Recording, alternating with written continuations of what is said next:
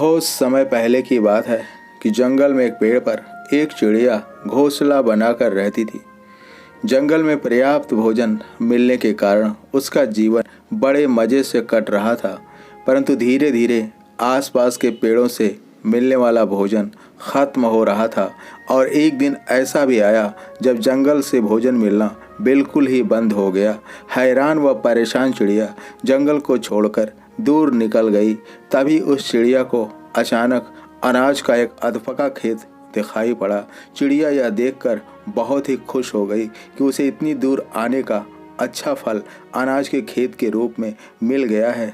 चिड़िया अनाज के दाने चुगती, बगल के जलाशय से ठंडा पानी पीती और बाग में स्थित पेड़ पर निर्जन व खाली पड़े घोंसले में सो जाती।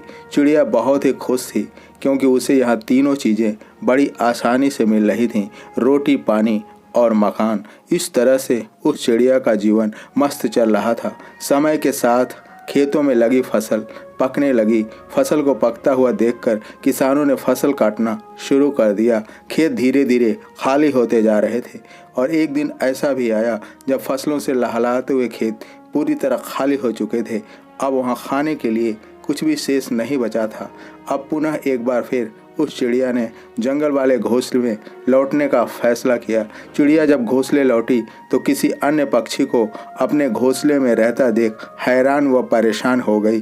दरअसल चिड़िया जब अपना घोंसला छोड़कर अनाज की तलाश में दूर निकल गई थी, उस समय उस खाली घोंसले को देखकर एक कबूतर ने उस पर अपना कब्जा जमा लिया था और सपरिवार निवास करने लगा था। उस चिड़िया ने कबूतर को देख गुस्सा दिखाते हुए कहा कि चोर कहीं के, ये घोंसला मेरा है, निकल जा मेरे घोंसले से। कुछ दिन के लिए मैं बाहर क्या चली गई, तुमने तो मेरे घोंसले पर ही कब्जा कर लिया।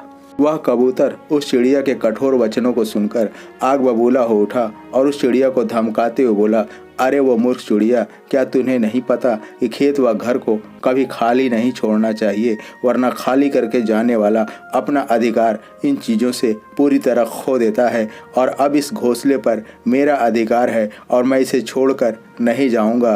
तुम कुछ भी कर लो, अब मैं किसी भी हालत में यह घोंसला नहीं छोड़ूंगा।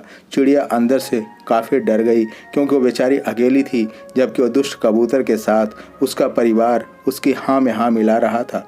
चिड़िया बोली, मुझे नहीं लगता कि हमारी इस बेकार की बहस से कुछ भी हासिल हो सकता है। इस विषय पर हमें किसी तीसरे की सलाह लेनी चाहिए और वह जिसके हक में फैसला देगा वह इस घोंसले में रहेगा। कबूतर भी चिड़िया के प्रस्ताव पर सहमत हो गया, लेकिन समस्या ये थी कि वह अपना न्याय किससे करवाए। तभी उन्हें पास में एक बिल्ली दिखाई दी जो धर्म पाठ आदि करने में व्यस्त थी। चिड़िया और कबूतर ने उसी से अपना फैसला कराने का निर्णय लिया। हालांकि उन्हें बखूबी पता था कि बिल्ली इन दोनों जातियों की जन्मजात दुश्मन होती है, लेकिन फिर भी उन दोनों ने बड़ी सावधानी बरतते हुए बिल्ली को अपनी समस्या सुनाई और उससे अनुरोध किया कि वह अपना न्यायपूर्ण फैसला सुनाए। जो दोषी साबित हो उसे खा जाए। बिल्ली बहुत ही शातिर व चालाक थी। बिल्ली ने चालाकी से कहा, अरे यह तुम कैसी बातें कर रहे हो, मैं तो एक शाकाहारी बिल्ली हूँ। मुझे बखूबी पता है हिंसा करना महापाप होता है और मैं नर्क में नहीं जाना चाहती। जहाँ तक न्याय की बात है तो मैं आप दोनों का न्याय कर दूंगी, लेकिन राम राम, किसी जीव की हत्या मेरे से ना हो पाएगी। चालाक बिल्ली की चिकनी चुपड़ी बातें सुनकर चिड़िया और कबूतर दोनों ही बिल्ली के झांसे में आ गए और बिल्ली के काफ़ी करीब आ पहुँचे। जैसे ही दोनों बिल्ली के करीब पहुँचे, बिल्ली उन पर बाज की तरह टूट पड़ी और दोनों का काम तमाम कर दिया।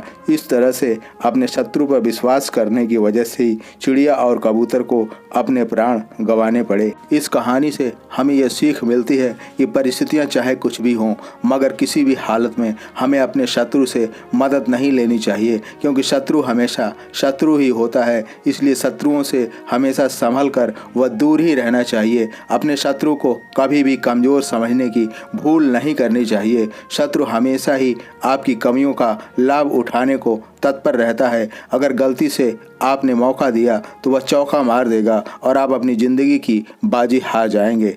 आचार्य चाणक्य ने क्या खूब कहा है कि किसी विशिष्ट प्रयोजन के लिए ही शत्रु मित्र बनता है। इसलिए व्यस्त रहें, मस्त रहें, फिर भी इन सब के बावजूद भी अपने शत्रु से हमेशा सतर्क रहें। इसी के साथ आपका दिन शुभ हो। जय हिंद, जय भारत।